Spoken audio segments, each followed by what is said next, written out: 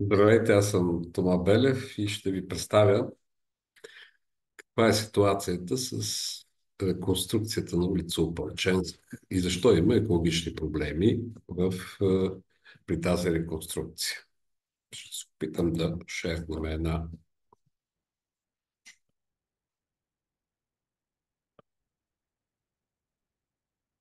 презентация, за да виждате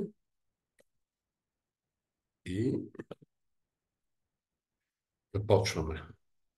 Какво всъщност става с улица Опалченска? В момента улица Опалченска беше доскоро с 4 платна, в което имаше и градски транспорт. Проекта, който се предвижда, е да се стане с 6 платна, 4 платна за автомобили и 2 за градски транспорт. Естествено, всичко това се извършва за сметка на зелената част около улицата. Да отговорим първо на въпрос, обсъждан ли е проекта за реконструкцията на улица Опалченска. Съгласно законите, подробните устройствени планове, които предвиждат разширяване на уличната регулация, се обсъждат. Само, че тези, за които коментираме, са приети през 1994 година. Това са няколко подробни устройствени планове на квартали, на зона Б3, зона Б4 и западно направление метростанция 5-7. И тогава действащия закон за териториално и селищно устройство всъщност не е предвиждал обществени обсъждания, а е предвиждал публикация в Държавен вестник. Гражданите, които прочитат Държавен вестник, имат едномесечен срок да си кажат становището. Сегашните собственици по улицата, на апартаменти, на жилища, на къщи, в повечето случаи не са живели по това време в съответния район и сега научават за ситуацията.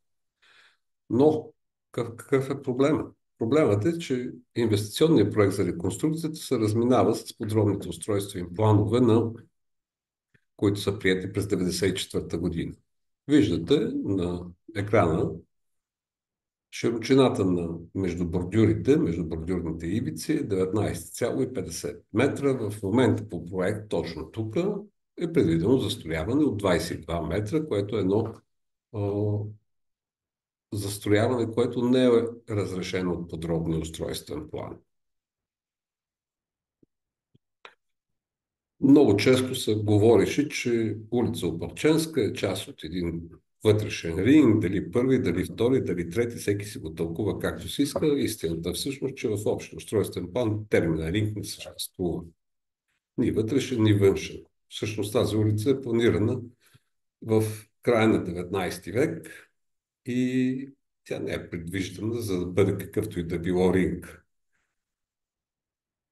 Мотивите да се разширява е, че трябва да се изведе от центъра движението на моторни превозни средства. Но всъщност улица Опалченска, съгласно действащия общ устройствен план, част от центъра. Това, което ви показвам на картата, виждате улица Опалченска, това е градинката на Свети Николай Софийски.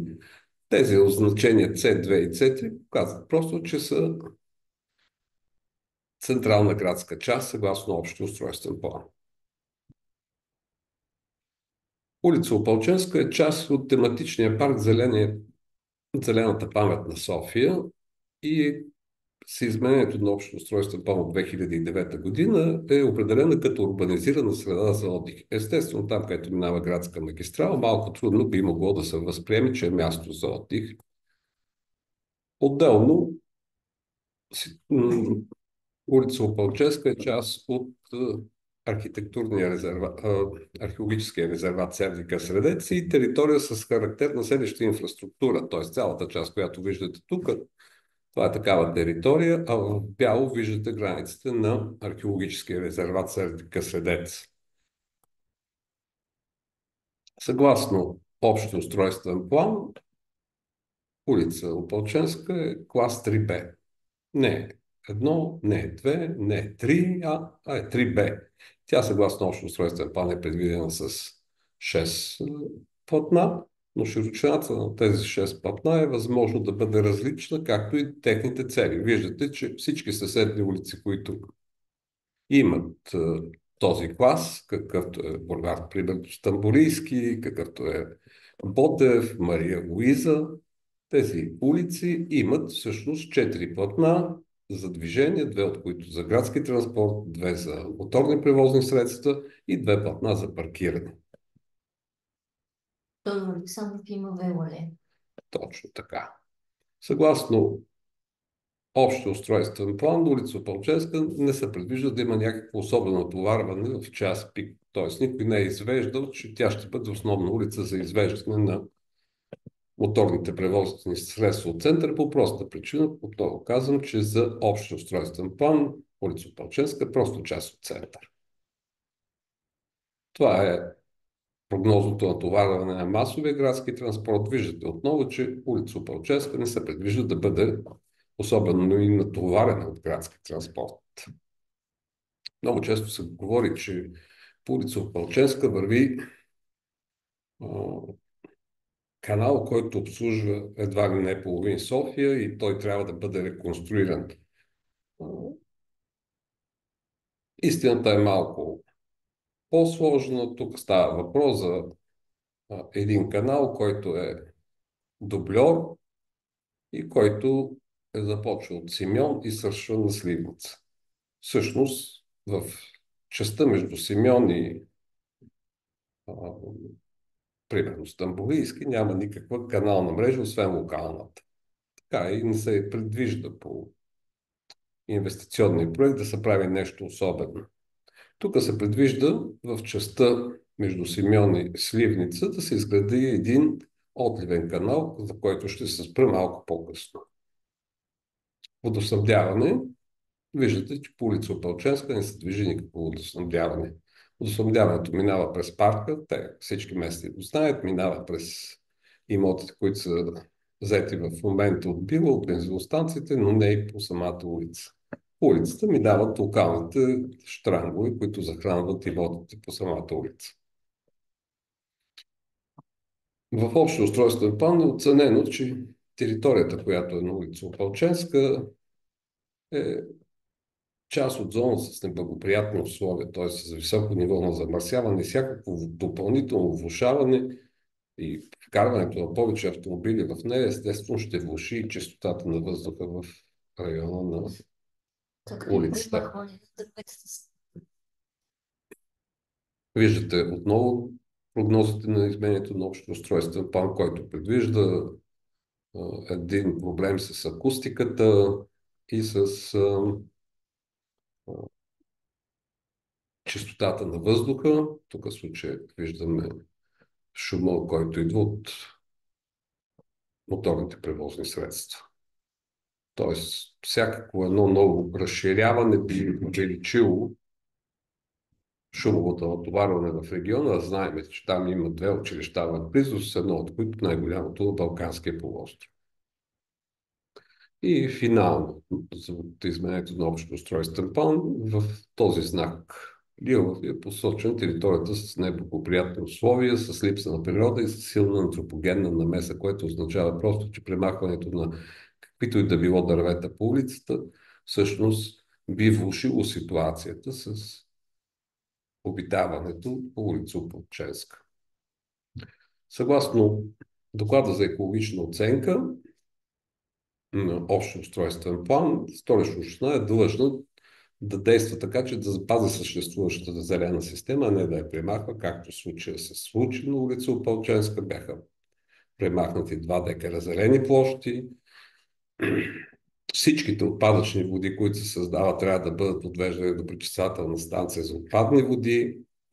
Около новите комуникационни транспортни ареи трябва да се създават защитни растителни пояси, а не да се премахват. При проектирането на нови обекти трябва да се запазва съществуващата растителност, а не да се премахва. И трябва да се разработи цялостна стратегия за съхраняване на културния ландшафт на Столична община с всички значими природни и културни компоненти. Както видяхте, територията около улица Опалченска е точно такава, с засилено значение по отношение на пазването на ландшафта и структурите на града. Други мерки са навременното и цялостно разработване на подробни устройствени планове на отделните обекти, както вече ви посочих, предвижданията на подробните устройствени планове се разминават с одобрения инвестиционен проект. Екологичната оценка изисква установяване на широко партньорство между представителите на различните участници и заинтересовани групи. Всички научихме, че някой се опитва да разширява улица Опалченска и да я прави на градска магистрала, точно един месец преди да започне строителството, както и да се изграждат защитни противошумови бариери около всички натоварни комуникационно-транспортни артерии. Тоест, там, където ще се строят такива нови артерии, трябва да има защитни противошумови бариери. Никой в инвестиционния проект не се е сетил да предвиди подобно нещо. Но да се върнем към проекта. Тук съм показал няколко от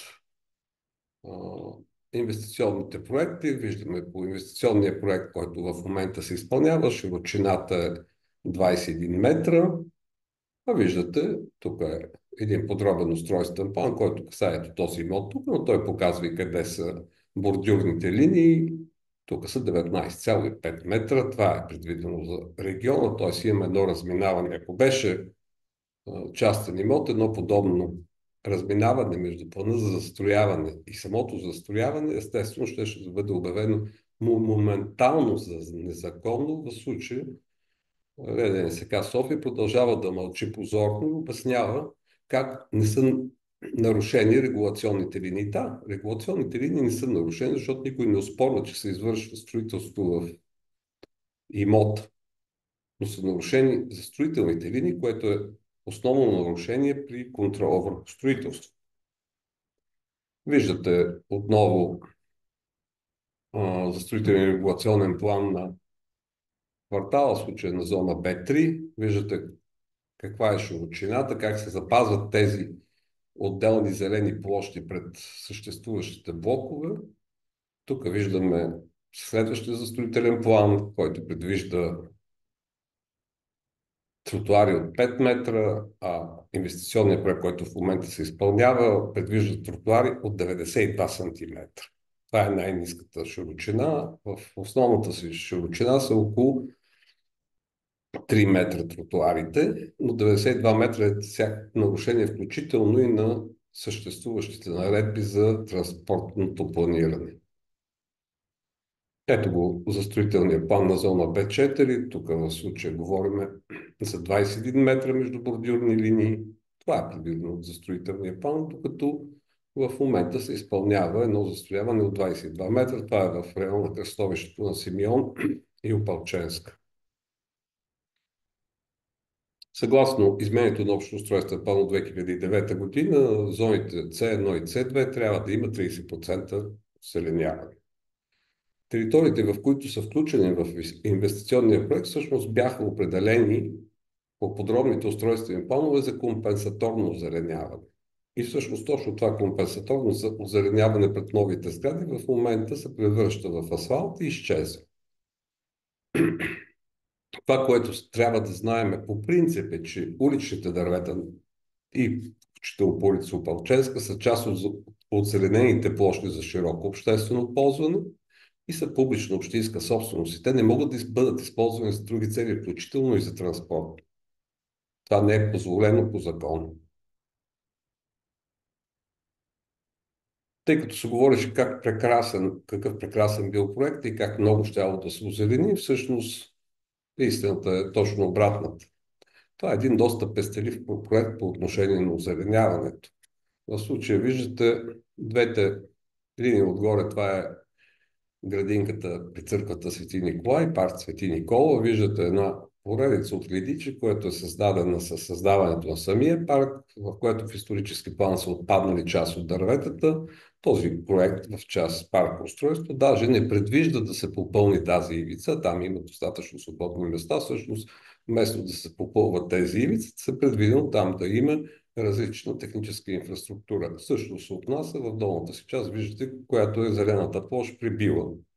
Също имаме една поредица от лепи, които има отпаднали дървета. Също не е предвидено да се застроява, не е да се залесява, не е предвидено да се залесят нови дървета в празните посадъчни места в по улица Свети Кирил и Методий, по улица Симеон, по улица Пиротска, никой не се грижи за дърветата, казват, че ще ги засаждат някъде в региона. Те не са си направили труда да проверят, че само в обхвата на инвестиционния проект могат допълнително извън тези 50 да се засадят повече от 30 дървета. Един сериозен проблем пред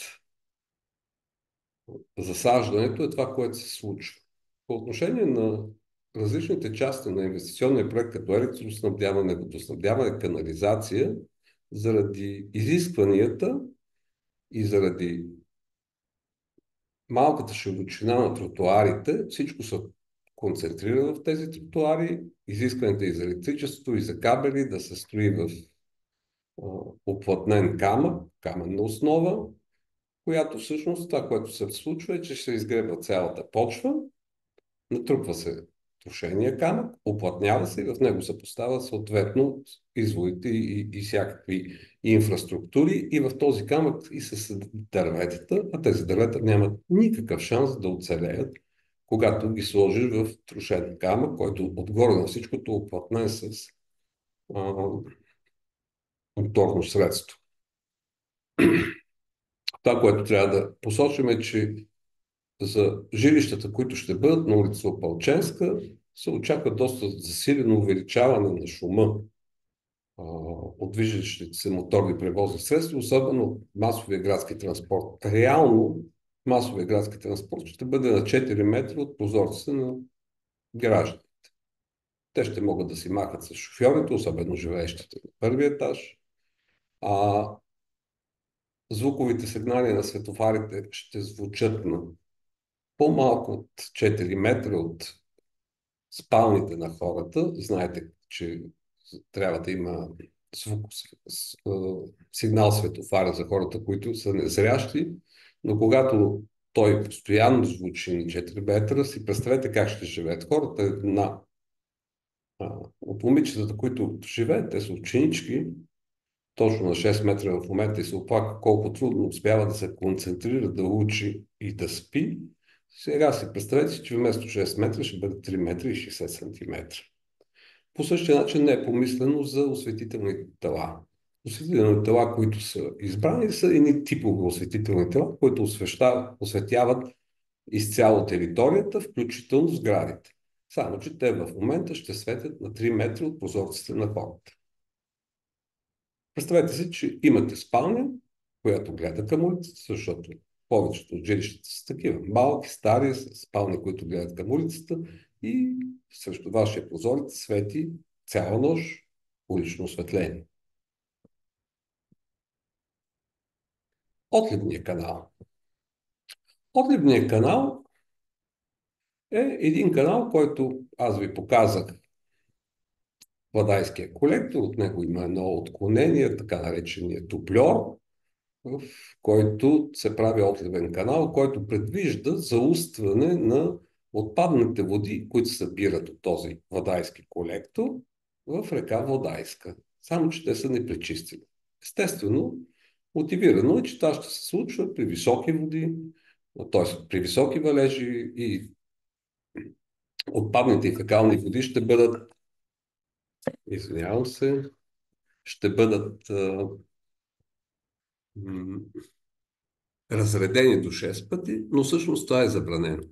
Забранено от член 4, от член 5 на Директивата за отпадни води. Истината е, че този отливен канал е планиран да се изгради през далечната 2003 година. Тогава не сме били членове на Европейския съюз. От 2007 година ставаме членове на Европейския съюз и Директивата за пречистване на градските отпадъчни води всъщност забранява каквото и да е заустване на непречистени води от канализацията на населените места.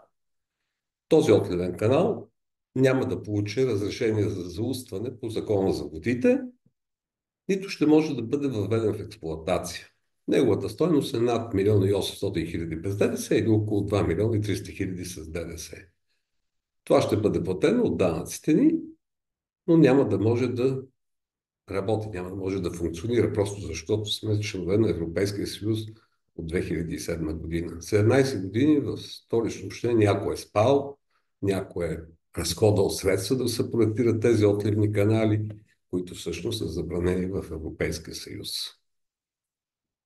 Ама всъщност, кой иска отливните води да отиват в реката? Ами, това се прави заради това да не се завеждат в пречиствателната станция, защото когато се разреди прекалено много водата, особено нашата пречиствателна станция, не е пригодена за ефективно пречистване. И се очаква при много високи валежи да не може да стигне всичко и предпочитат да го изсипят в реката. Естествено е, че това е невъзможно, недопустимо.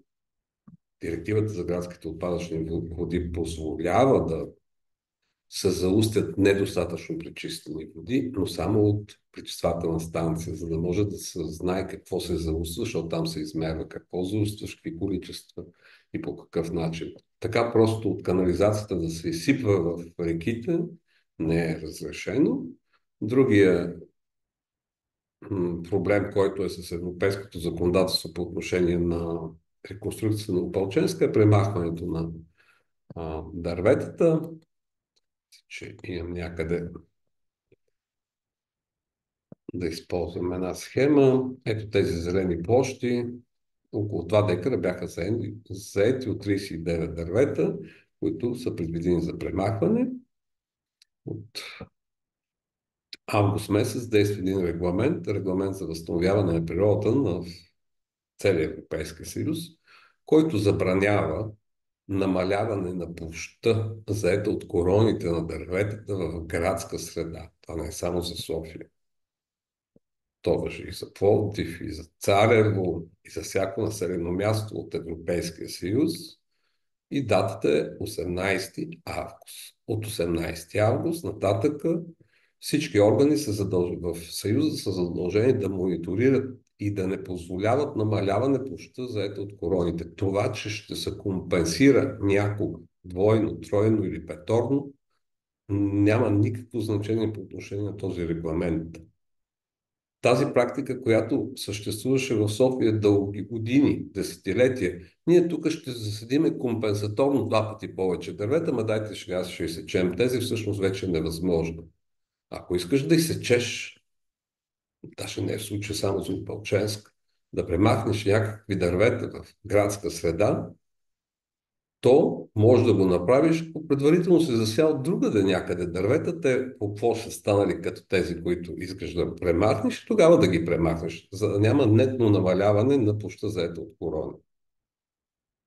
Това естествено в Столична община никой не чете официален вестник, не следи, никой не е отговорен да следи тези регламенти. Същото и в РДНСК София, единственият орган, който може да контролира такъв строеж, защото той е строеж втора категория. Регионалните дирекции за национален строителен контрол са органи, които единствено могат да контролират първа, втора и трета категория строежи, но РДНСК отказва и казва, не е наша работа да контролираме този регламент за възстановяване на природата. Не, ваше. Истината е, че всеки един орган на централната и на местната власт в Европейския съюз е длъжен, както и органите на съда, са длъжни да прилагат европейското право, европейските директиви, европейските регламенти. И няма как една държавна структура да обяснява не е наше задължение. Защото това означава просто, че не си познава задълженията по закон.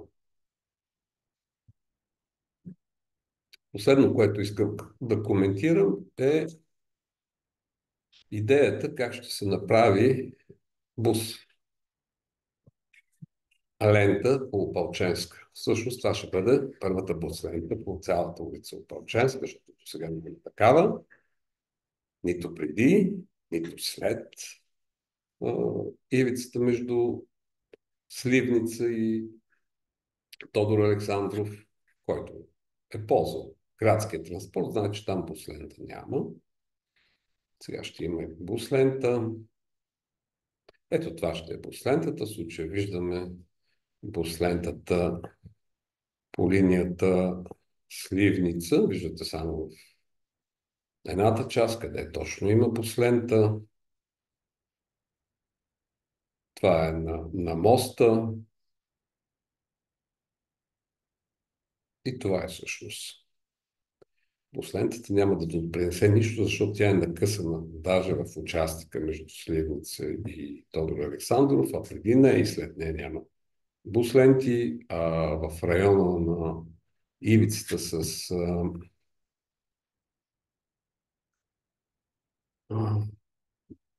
в района на ивицата, която касае след а, Тодор Александров, даже не може и да се направи подобна последна. И това е от мене. Това е ситуацията с улица Опалченска. Имаме един строеж, който струва 18 милиона, който се изпълнява от дружество, в което участва Трейс като основен изпълнител. И този строеж, част от него никога не може да бъде използван, какъвто отливния канал, а в другата си част направо нарушава Закона за устройство на територията и за строителните планове. Да видим кои институции ще успеят да установят нарушението на общия устройствен план, респективно Закона за устройство и застрояване на Столична община, на Закона за устройство на територията, на Регламента за възстановяване на природата и на Директивата за градските отпадъчни води. Това е от мене. Бъдете здрави!